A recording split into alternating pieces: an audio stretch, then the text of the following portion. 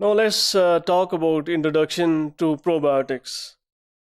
So this probiotics is like a buzzword these days. There are so many research articles, publications. There are a lot of new products coming into the market. There's a concentrated area of work because recently we have known that probiotics are very much health promoting, and they've got lots of health benefits. So this area of research has really grown over the past few decades. So if we look at the definition, like what probiotics are, these are the microorganisms when they have reached to the intestine in a specific number or a specific quantity, they would have positive effect on health of humans as well as other organisms such as live animals, poultry, or livestock as well. So these benefits are not only limited to humans, rather they are also utilized for other feed practices as well. So these are the viable microorganisms. They have to be viable microorganisms when they reach to the intestine and when they promote or support the beneficial balance of microbial population in GIT tract. So this GIT tract is very interesting because it would have a large variety of different microorganisms present. So there is a natural microflora of these GIT tract. It's heavily loaded with different microorganisms, and an ideal scenario would be when we have more probiotics dominating this microflora, having functional properties and having more health improving properties. So they are very much desirable when they can actually attach to the intestine and develop their colonies within that GIT tract to overall affect the other microflora. So as I said, there has been a lot of research. There's a lot of increasing evidence that these probiotics are very healthy, and they have got implications in disease preventions of many different diseases in many different ways. And constantly we are getting new and new research that supports these claims that micro flora of the GIT tract has got implications in overall health in case of human beings as well as other livestock animals as well. But this term was, it's not very old. It was first introduced by a scientist called Kolath in 1953. So afterwards, then there has been a constant increase in the number of publications or increase in the evidence that probiotics are very important food sources for improving health.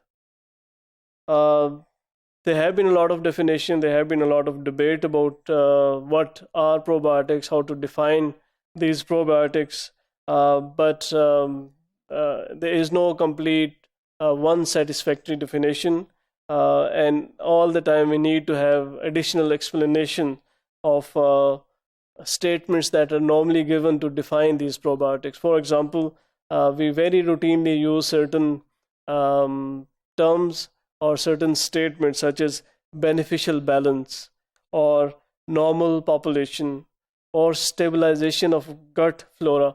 So these are the statements that need further explanation when we have to define what are probiotics. So these are the generalized statements. They do not represent anything in particular. So that's why there has to be much more talk about these statements as well. And we need to be able to quantify these statements. Then we can define the probiotics in a very suitable manner. And probably this is the reason we don't have a very single exact definition for probiotics. One of the important known benefit of these microorganisms or probiotics is they regulate the balance of gut bacterial population. So if the balance is favorable, mean if the balance is favorable in the sense that there are more healthy probiotics present within the gut microflora, we can expect a healthy life. And otherwise if this balance is disturbed. They would actually compete for the attachment on epithelium, and they would also compete for the nutrients as well. So they would be imparting many health benefiting um, things to the living organism or GIT tract in which they are attached. They would be modulating the pH value of these GIT tract as well, and this pH value would have implication for further absorption, digestion, and the maintenance of microflora of these sites. As I said that we would wish to have an ideal condition in a normal, healthy person, that they should have a balanced flora. That would mean that they've got desirable lactic acid bacteria or probiotics present that would dominate the other pathogenic microorganism or less useful microorganisms. But this is a dynamic state all the time. It means that they are not constantly inhabiting the GIT tract. They might increase in their function or decrease in their function depending upon different factors. For example, if we take antibiotics, that is going to disturb the microflora. They would be destroying the pathogens as well as the healthy or friendly bacteria in the gut as well.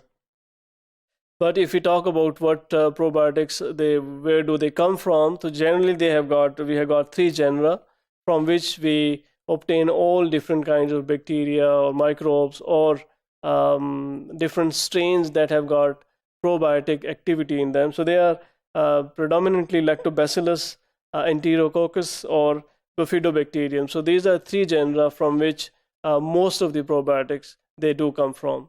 So this was a general introduction about probiotics.